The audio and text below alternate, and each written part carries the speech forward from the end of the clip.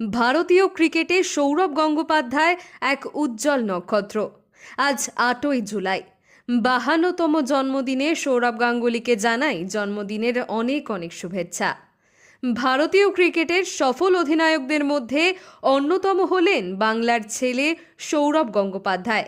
আজ 53 বছরে পা দিলেন তিনি। এবছর তিনি জন্মদিন কাটাচ্ছেন লন্ডনে, কিন্তু গোটা দেশ জুড়ে ভক্তকুল তাকে পাঠাচ্ছেন অজস্র শুভেচ্ছা।